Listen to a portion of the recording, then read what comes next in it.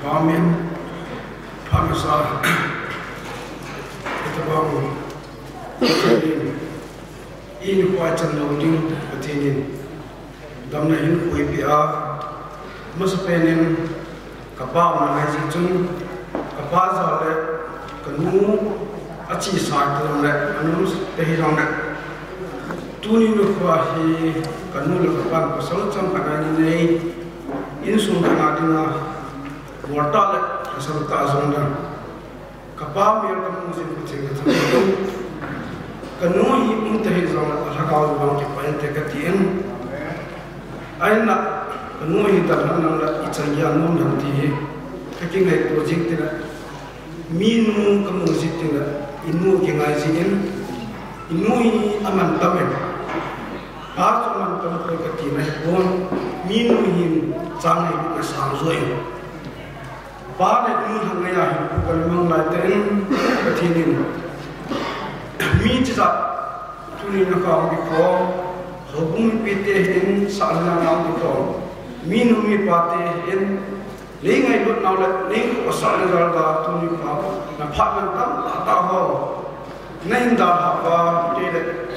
Kimrose, nó không nghĩ là chừng lo hình dâu lo đi hin, nó không chỉ là hi lo hình hin, sebana chung, cái không thà trong con bị chung cái Pathen giờ lại sau chú anh này tôi là thảo một lần thì tập quán tiền anh lại luôn chỉ mà chân ít lên kêu bắt đầu tiền mà làm cũng kêu bắt tiền phải thì cái thảo một lần thì làm tiền luôn hết làm tiền là không thảo chân con bị chân si tiền luôn bền chú nó là bảo cái mình Pathen trong nó là bảo cái mà tầm nào chúng tôi cái gì bên Nuna pati tu ki pathu se na Golvah in project in ko kai mena ka tim tipin ken ka bor theile Ngamthang ammo pen ta bor theile ken no iti ka bor theila ram ti pakaya han ha taw ti chu hi in ka ke pan tu na obung lam ka ko in adi sane pasor pa chu ka ke pa in ti program hum lai suna lai te ka bor kim na ko kai mena ngai dam na minumi Pathen chungwa ka bor khimla ko ka min ni ngai dang na pasor to ha es to obung lam ka ho chungwa ko dam ko thomen ke hin ko tin char jong le so ke ven hinna ke jong ka puti ho na ka se ta ven a hinna amo se cholo boi tin na he bon alo ma ma singin ka pule ka pazang le ka pining lam am hon ama teni anga Khongsai lin ka hin Tuni ko amani kapasa tum ben ya ki ko do tel masala tantin ka pute ni chung ka ke paen ke hin ki patu sai din ka pa ka ni jin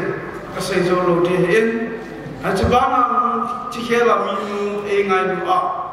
sunat pa ya hu pa nga thala zo ma hu ko ho zo amin chen ka pa zo bon aina Pathen ga in sunga lung bon le kipara 2023 hin wanglam ham pan nam sin hanang lungmon nan zui sin hanang get thi chagate nei ka piu hi nei lu nei tha piwa Tuni no no hum phani lo chun ke le Kimrose ami cha tabong ka de hi no ha chi ka hi la in nam na hum si anom chome ti ba no hi lo chun nom lo de hi no ho za ra thil lo si lo thingin ka ki pa ma ma singin he chun ka khang mai chal kom pi ho pi jong le ima cha su ka pi zo pon a hin la nei lu na le to na zala nei ni gim pi na inen so ne zana wa ke ya ti to creation na sim now get thei ta apartment ta ta nei da ha wa nei lu ku ma hichi Tuni ka lo thi nei a cha chu be ka kam tha te ji hen isu ka kham tha te ka chan kom pi ma ku zo bon izo la hichi a hoi poi a hoi ti wang chi lo bin i ha ga min ko ta te lam ti zo hin tin sumna pai sa ma man tam zo chi sa sumna pai sa man tam poi ka ti nai bon thil dang cha man tam poi ti nei poi bible tu ya man tam pe nin isum bible hi ka kham tha chan kom pi Tuni Kapah Hikeo, Jingap na upa ke detan, ecun jikan tapter kating na pilo cuti na. Kayu bisa lalu kating na pilo pakai mana.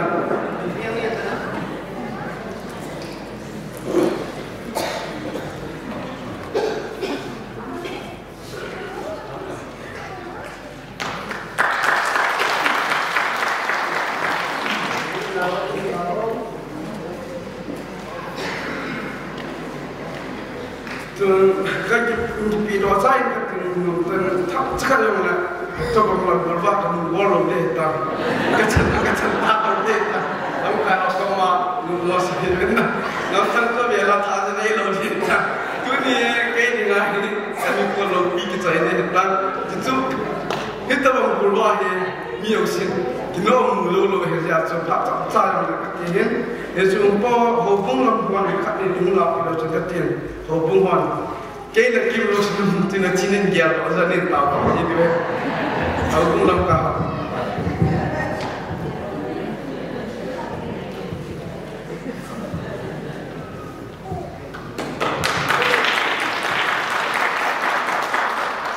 Kaki paim. Tuni Kapah fitness saya tu berbagai. Kaki paim makan kopi sopun. Ani ibu Yusuf di pulang mah. Ngày lúc này tụi mình chỉ đi riêng hiện, trong cái gì tụi con thả sao cái mình lại chứ, mình bị hòn, họ cũng bị tiền hiện, cái mình có bắt tiền, xây khi đó mà lại cái mình ngày tầm Việt Nam, cái kinh doanh chúng ta cái đó Kimrose cái mình tổ đàn, chắc chắn xây được tiền, chúng ta cái xây rồi hiện tại, anh chỉ bắt chỉ cái xây mà sang yên, Tuni Kapah camera ikat vào, buat vào, mahin. Orphan ka bola pun interview na sa tain ha pole ama zala mi tan ta le he ne ama chon ko ke pain sumna pai pinang ka pi lo de he ama la in sumi ten Pathen ka tin le bo zo enten sa atam zo tunya midang ko mi ka pe ne pura mu me izo la Pathen na ma yu ko dam na in kuin tin Pathen chan go le ta pin tin Amani kan kita ini kilo bina sate yang Pathen bota. Jadi tim, itu bangga kini khusus tu hele, mana lagi cahaya ni kita tim ni hele. Sama ada tim mana, ayah tu, Pathen lama mina sedai lo dengan ayah koi. Satkul hele ahi Mingola kihepa Pathen, Mingola pas Tuni Kapah Pathen, Asia Pathen Jalin. Pathen ni awal tu. Pathen Jalin Khongsai, ahor pen tu talar tu dia bola amute kehin, kemiau sin jenai telo dah kat pele kat jenai itu jenai kita tak sini. Abraham orang tak sini lampi ane rasuk ni. Pathen apa lalaman kekal sunglo pun teh. Izam Pathen ni amalam ini kuat pun jasa Abraham tu Tuni Kapah Abraham tu kisah tehin. Pathen ni pun lawan Abraham tu kisah telo tehin. Itu bahawa tu kaya kaya semua insir tu hi Tuni Kapah Kimrose tumpeng kaki koi dah tu kan anu lepas tu kaki payah anu lepas yang sampai na important hi amani hi anu kicau hi Kimrose kaki kicau lah deh hi Pathen ni alam ikan hi ini pun pernah hi lah amani cing kapi anu lepas tu kaki payah amani orang bersama intin Pathen anu sungai acap nu mai tak imasa hello koma itu lo pegang itu lah Kimrose nak nasi angor kan sana kan nasi tingkat saya aku sini tinggal nak lihat tim mana cina mani kekipan nak nungnin nak kan nejin kan ini ama polis Bazaar ni acap Andra ni kan sini Andra ni kan dalam mana ni Bangalore kan itu contoh ni lah mahi kedi ngak Bazaar ni sangat Tuni Kapah Bazaar ni lah kami hati ini sana pun Pathen kan itu lewat mimor kan meeting kan seperti kamu tu kedi cuma jom isi kalau itu Pathen apa baca isi kan itu aman jom Ngamthang tu kecena tak kini itu jing tera tiga tasan mana akan cuma cakap esok Pathen sobi rumit ni Mim na sona ai ki hu le he ki khan the Pathen ki ka pana he Pathen Jalin ki bui so nam the hi Pathen pan no le su en ki baking to bang de he meris ki chai le pa tat charin tin anu le ka nai su de hi ama sa pena to Pathen kan sa sa nga je ti chu hin ke principal chi pi to Pathen hin Pathen in ko ro hi le Tuni fa hi ko bol ka chan ko pi za ko chung sa ne sai ta mai sa sa ma na ma hin a he lo mai thin a mai ta sim na sum kan ne ku ja do la ka ne ji ne ei ki ta ya ko cha ka hi ko cha chu ki dan ma hi e bija ko cha nam ti da kan ne ka cha e ka e pa chu midang chil gulan min ai mo de hi ka pu te chil ka bu chu koi man ai mo lo de ya so ko chu se en ai chu lo man mu se de nei ko min ini ko ka pe ni ti chu ni pui ko he Tuni no pa hi ka ne to la zakai ministry hu ka gyal pa zakai ko o the ko chuma ka ba ji su na ga mu kidam ka sa en Tuni no pa hi Pathen ba is mi him chi za mun su ngai man cha ka pu te lu chi man man cha ta na o za ma Tuni no pa hi chi ko mana ka tin do ka ngai to la kan za chun ka pa din do su sai do ma la Kapah ni tu holding ada isi tempat kamu tu bagi Kegak aki mutu cira hanya Abak tu kamu investuhan anda ijat Ya ni kalau orang kanum di hamti kengai tu Zana ko lain kaki yerzingin min Golvah boleh tarik di boleh tarik tu Kencu aki Khongsai Ya tu pipen min kot tu biasa hanya naik tu pienai ini kham khamas ke tu borde chi chu hin mam Pathenin engan di kurena alum chima Pathen na Tuni kha ka song ko to ka kya the wa ka ngai to le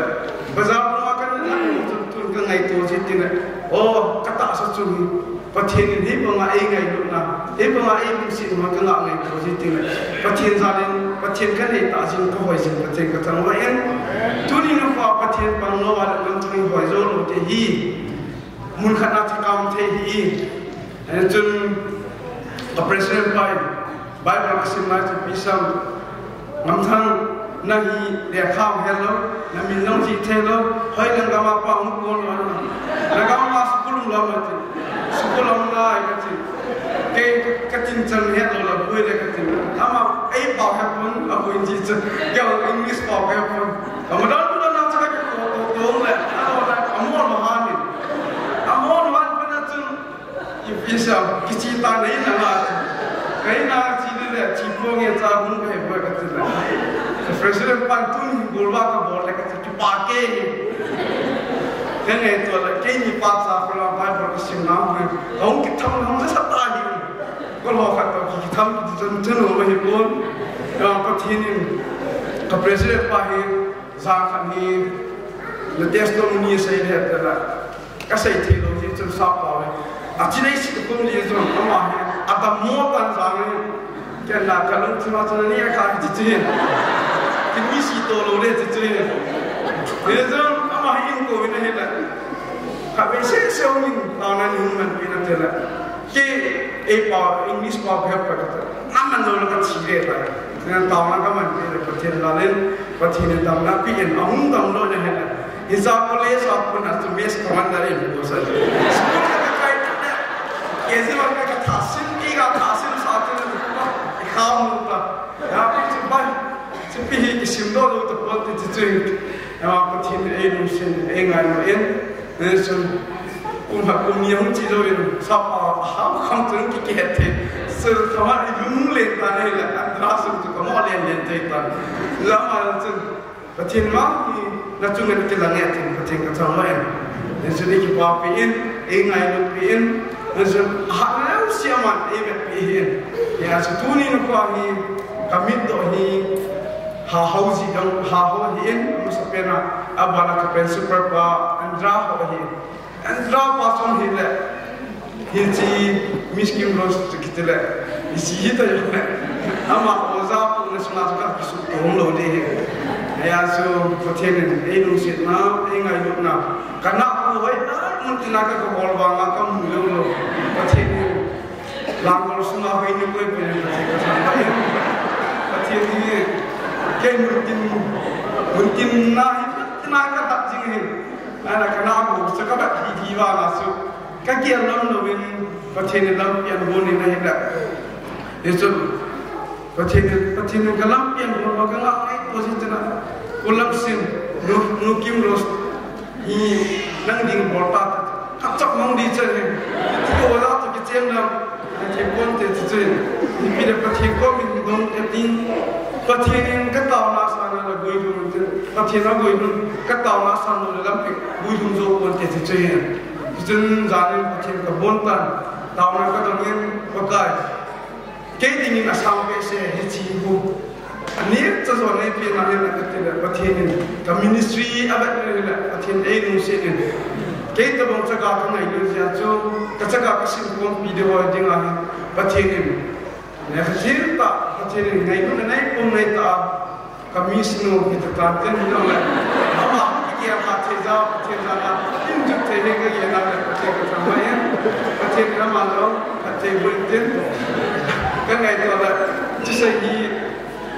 Tuni Kapah Tuni asal di kita kalau cumi kita mangkap pa, ayam ngai lu ni pemaman tu injuni kalau ngai tu le, kesakian, apa henung deh tadi le, sana macam padang lalu tu, kayaknya mesti salah itu, kalau ngai tu le, aman, anu apa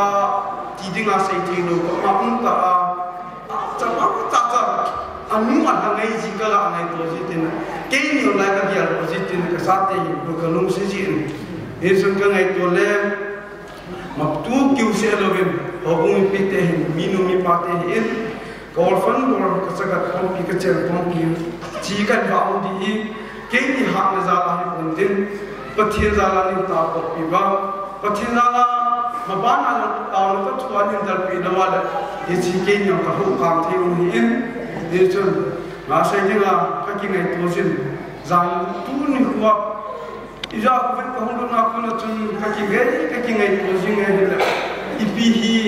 kesatein, ada hepa tolong izne, apa kita ini kamu tak kau udah tinggi ngai, tadi apa yang bahu bersama, jadi ngai tolong ada, kecapat apa yang bahu, anu ngai kata pujian tu, nang kapal ni buat kamu ni buat pada tijen, kesatein. Aniau teh pun kalau puji rasa, kerja siting na, anu mana ngai jika kalau kei yang lain kerja rosin, akhirnya Pathen Tuni kacakat makinetan Pathen Jalin, leset lam katipun, nu kanai tasih Pathen kathampain, nu ayu kanai tiu, hagawa tu ekil kau tendiwa, dumun